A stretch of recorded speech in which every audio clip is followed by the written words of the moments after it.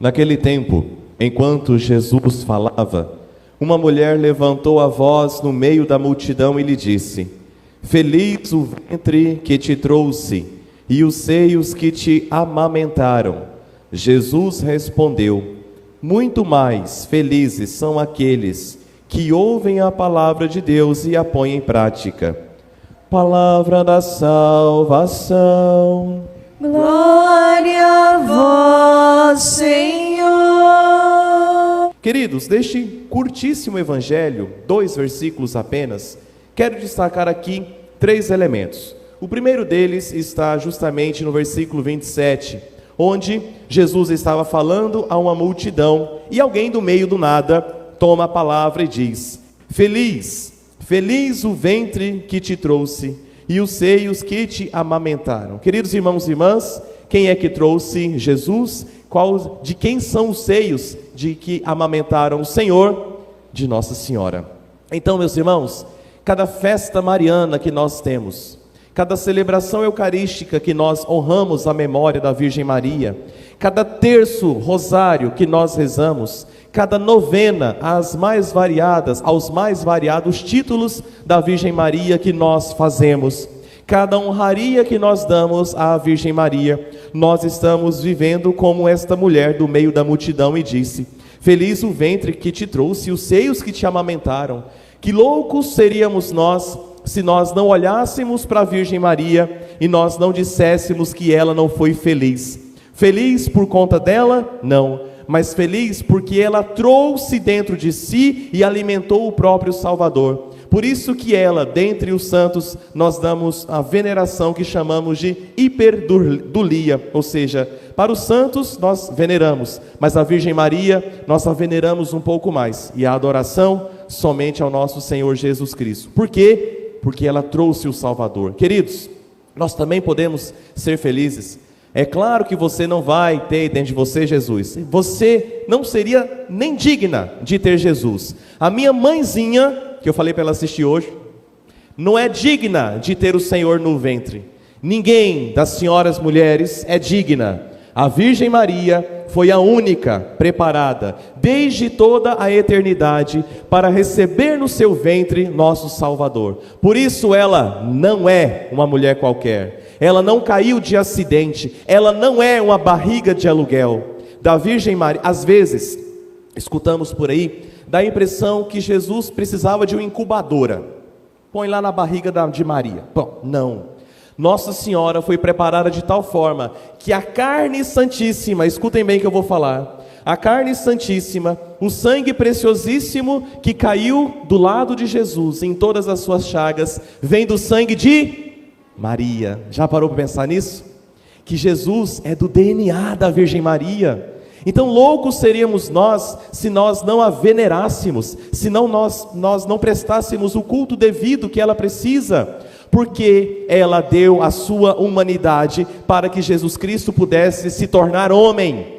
Ela não é uma incubadora, ela não é uma chocadeira, ela é aquela que doou a humanidade para que o nosso Senhor Jesus Cristo pudesse se fazer homem, e por isso ela é bem-aventurada, por isso ela é feliz, e nós também seremos felizes, na medida em que nós permitimos que Jesus Cristo também seja gestado, entre aspas, dentro de nós. Seremos felizes também nós, na medida em que emprestamos a nossa carne, o nosso DNA, as nossas palavras, os nossos sentimentos, capacidades intelectivas, para que Jesus também se faça presente no seu ambiente de trabalho, na sua família e na sua vida. Segundo ponto, Jesus aproveita deste elogio à sua mãe, e ele diz no versículo 28, e Jesus respondeu: muito mais felizes.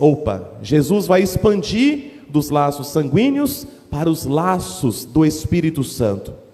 Jesus respondeu: muito mais felizes são aqueles que, atenção, são 2 elementos, que ouvem a palavra de Deus e a põem em prática. Queridos irmãos e irmãs, nós estamos cada vez mais, talvez, perdendo a capacidade de ouvir. Como assim? Não é ficar surdo não, mas é de prestar atenção no outro. Muitas vezes estamos dentro das nossas casas e nos sentimos sozinhos. Às vezes estamos rodeados de pessoas e nos sentimos solitários. Por quê? Porque talvez o outro não me ouve, o outro não me compreende, talvez o outro não me dá atenção. Você já parou para pensar que com Deus talvez nós estamos fazendo isso?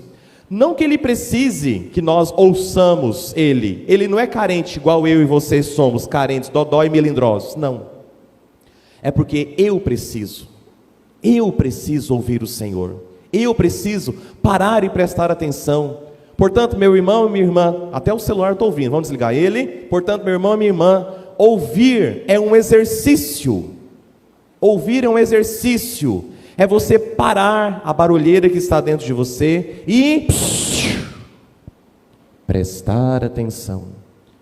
Nesta liturgia, nesta novena, o que você está carregando para casa?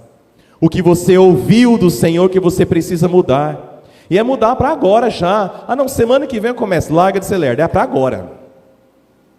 Porque depois a gente não começa. Já viu a dieta da segunda-feira? Eu faço ela toda vez, aí para outra segunda e para outra segunda. Não, não é assim. É prestar atenção, é perguntar, Senhor, a partir daquele texto bíblico, daquela música, daquela pregação, a partir daquela moção, Senhor, que o Senhor fez suscitar dentro de mim, quais são os passos que eu preciso dar para eu crescer enquanto casada, enquanto marido, esposa, enquanto filho, enquanto sacerdote, enquanto fiel da igreja? Nós nunca poderemos chegar no nível que nós vamos dizer, eu não preciso aprender mais nada, então morre. Acaba com esse trem logo. Já morre, já para de dar trabalho para os outros e pronto. Todos nós precisamos ouvir para aprender. Às vezes queremos ouvir para debater. Quantas e quantas vezes nós estamos nas nossas igrejas, ouvindo pregações e ficamos aqui dentro. Ah, mas se fosse ver, porque aqui em casa esses dias, porque não conhece meu marido, não conhece minha esposa. Ah, porque... É terrível, né? Quando a gente faz isso, meu irmão, nós bloqueamos a palavra e ela fica lá fora. Não significa que eu consigo compreender e viver tudo de uma vez, mas seja humilde. Ouvir implica humildade, significa eu vou calar a boca. Eu vou silenciar meu peito, eu vou prestar atenção no que a palavra de Deus sempre tem para me dizer. E aí, meus irmãos, quando nós lançamos isso para outros campos, o campo familiar, o campo dos convívios, aprendendo a ouvir, nós vamos diminuindo e até dissipando intrigas, traumas, abandonos, sentimentos de vazio que nós vamos tendo. Por quê? Porque eu vou aprendendo a ouvir. E quando eu ouço, principalmente, o que o Senhor quer me ensinar, por meio da palavra e dos ensinamentos concretos da igreja, eu vou sabendo quais os passos que eu preciso dar. Eu vou compreendendo em qual medida eu preciso melhorar, quais quesitos eu preciso buscar para ser um cristão e uma cristã melhor. E aí chegar no terceiro ponto, praticar a palavra de Deus. Muito mais felizes são aqueles que ouvem a palavra e a põem em prática. Queridos irmãos, de que adianta ouvir sobre dirigir e não pôr a mão no volante? Do que adianta ouvir sobre como tocar violão e não pegar o violão para tocar? Eu escuto muito, eu já fui professor de violão até pouco tempo, no seminário inclusive, tinha uma escolinha de música lá em Nazário, harmonia, escola musical, como é que é? Um trem assim. A gente dava aula, até gravava videozinho, naquela dificuldade de gravar vídeo, há 15, 20 anos atrás, né? Nossa senhora, tô velho. E aí gravava, e o menino está aqui, você estudou? Não. Você prestou atenção? Prestei. Mas você pôs a mão no violão? Não. Ah, Anta, você vai querer aprender que jeito? Queridos, como eu vou querer aprender a ser cristão se eu não pratico? E prática envolve erros e acertos. Na prática eu tenho que compreender que eu vou errar. Eu tenho que compreender que eu nem sempre eu vou acertar como ser um bom cristão, um bom marido, esposa, pai, cantor, ministros. Eu vou errar. No erro, eu tenho um sacramento que me ajuda a começar de novo, o sacramento da confissão. Mas eu não posso, por medo, deixar de praticar. Eu não posso, por medo, esconder a minha fé. Eu preciso praticar. Eu preciso compreender quem eu sou. Eu sou um filho amado de Deus. Eu sou batizado. Então as minhas atitudes precisam ser condizentes com aquele que é batizado. Quem eu sou? Eu sou padre. Então eu preciso ter atitudes condizentes de um padre. Quem eu sou? Eu sou o marido da fulana, né? Da fulana, a Chiquinha. Eu sou esposo do Chicão, então eu vou respeitar a Chiquinha, conforme os mandamentos de Deus. Isso é praticar a palavra. Às vezes achamos que são coisas abstratas, etéreas. Não, é hora de pegar o troco está errado, você vai lá, fulano, está aqui, ó, você passou 50 centavos a mais, está aqui, ó. Isso é praticar a palavra. Começa das pequenas coisas às grandes coisas. Por fim, meus irmãos, praticar a palavra de Deus significa também confiar. Quem aqui nunca passou por um momento de desespero? Vixe, a gente passa direto, né? Todo dia, toda hora. E nesta desespero eu preciso depositar a minha vida nas mãos de Deus. Praticar a palavra não significa que eu vou fazer o tempo todo. Eu preciso fazer, eu preciso agir, mas, sobretudo, eu preciso ter uma atitude que parece que eu estou na inércia, que é confiança. A minha família passou por um probleminha por esses dias. Eu tenho uma priminha, filha da minha prima, e a minha tia Beatriz. Esses dias, a Liz, que é a minha priminha, filha da minha prima, filha da Tainara, Liz, filha da Tainara, e a Tainara é a minha prima, que é filha da Beatriz, que é minha tia e madrinha. A minha priminha, a Liz, ela já nasceu um pouco problemática, eu não sei exatamente o nome das doenças que ela tem, mas ela tem algo que é degenerativo nela. E por esses dias, ela deve ter seus 5 aninhos, eu sou até errado, mas devo estar errado. Por esses dias, ela pegou um problema no pulmão. E junto com esse problema no pulmão, ela teve Covid. E então, teve que ir para o hospital. Ela foi internada, ela ia e voltava, ficou internada. A doença foi se agravando no pulmão dela. E ela começou a sentir outros problemas em decorrência das doenças que ela tem já desde o seu nascimento. Ela teve que ir para a UTI. E aí, ela indo para a UTI, minha madrinha Beatriz, a avó da Liz, não podia acompanhar porque a madrinha Beatriz também estava de Covid. Então ficou só a Tainara, mãe da Liz, minha prima, só a Tainara lá na UTI. Tainara ligou para Deus o mundo pedindo oração para todos nós e todo mundo rezou, católico, crente, todo mundo juntou e rezou pela Liz. Madrinha Beatriz melhorou, a avó da Liz, ela melhorou, foi para a UTI ajudar a Tainara neste revezamento de cuidados. E então, madrinha Beatriz, chegou um momento que, vendo a Liz sofrer daquele jeito, parece que não tinha melhora, de repente a doença estacionou, mas estacionou num grau grave, naquela labuta, naquela dor, naquele sofrimento.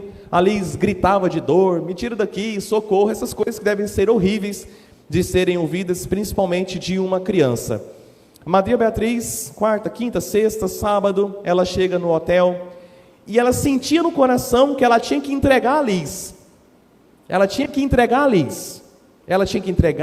mas ela disse que parece que se ela entregasse a Liz, dá a impressão que ela ia estar traindo a Liz, porque na cabeça da madrinha Beatriz, ao falar, Senhor, eu te entrego, automaticamente a Liz ia morrer. Mas ela ficou nessa luta, um dia inteiro, eu entrego, não Senhor, mas sara ela, cuida dela, cura ela, Senhor. Até que chegou um momento, com muita dor no coração, como ela mesma diz, com o coração rasgando, ela teve a coragem de fazer essa oração de entrega. Ela fez o quê? Ela confiou. Com o coração rasgando, ela disse, Senhor, eu não quero ver a minha Liz assim. Senhor, estamos te pedindo a cura dela, mas eu não quero mais ver ela sofrer desse jeito. Senhor, então em tuas mãos, Senhor, eu entrego a Liz. Meu irmão, a Liz no dia seguinte começou a melhorar. Olha que bonito. Eu estou rupiando, se vocês pudessem ver aqui, ó. A Liz no dia seguinte começou a melhorar. Dias depois, não sei quantos dias depois, não me lembro. Dias depois, a Liz melhorou e os médicos, pode ir embora. Ela está com suas sequelas, tem que cuidar isso, a doencinha dela continua, ela vai ficar meio bobinha, dificuldade de andar, que ela estava ficando com dificuldade de andar, então essa doença vai deixá-la com mais dificuldade de andar ainda, mas melhorou, pode ir embora. Chega em casa, quase que no dia seguinte, a Liz estava andando sozinha a dificuldade das pernas dela. E então a minha madrinha pegou e disse que foi a melhor coisa que ela fez, foi confiar. E então ela pegou e eu estou contando porque ela gravou um vídeo. Então ela pegou e disse, ela falou assim, faça, seja o que for, aconteça o que acontecer, tenham a coragem de entregar nas mãos de Deus, porque quando a gente entrega nas mãos de Deus, o melhor acontece na nossa vida. E aí seja, meu irmão, quantos de nós talvez rezamos entregando e de fato Deus levou, mas talvez foi o melhor. No caso da Liz, da minha priminha, Deus permitiu que ela vivesse, Deus permitiu que ela continuasse. Mas o que eu quero trazer para vocês, a partir dessa minha história familiar, com a minha madrinha, com a Tainara e com a Liz, é que na medida em que confiou, a melhora veio. Na medida em que entregou, o Senhor abriu, o Senhor encontrou espaço para entrar. Às vezes nós bloqueamos, mas quando eu falo, Senhor, como a Virgem Maria diz, eis aqui a serva do Senhor, faça-se em mim segundo a palavra, eu abro. E na medida em que eu abro, a graça entra, a graça se renova dentro de mim. Meu irmão e minha irmã, praticar a palavra de Deus significa, sobretudo, confiar. Não sei o problema que você vive ou viveu ou está passando, a dor que você carrega há anos, mas faça essa oração de entrega, entregue nas mãos de Deus. Não significa que vai dar certo na hora que você quer, não significa que vai acontecer do jeitinho que você quer. Ali tem um caminho de recuperação. Conversei com a Tainara hoje, falou que as coisas estão difíceis, gastou muito, mas ali está lá, está viva. Entrega nas mãos do Senhor e você vai perceber que ouvir e praticar a vontade de Deus é a melhor coisa do mundo. E que nós tenhamos a certeza de que nós temos uma mãezinha, que nós podemos confiar e nos entregar no seu colo. Todas as vezes que chorarmos, busquemos o colo da Virgem Maria. Busquemos, e ela não vai te abandonar, porque imediatamente ela vai te pegar, vai dizer, meu filho, minha filha, fica tudo bem. E imediatamente ela vai trazer aquele que pode resolver tudo, nosso Senhor Jesus Cristo.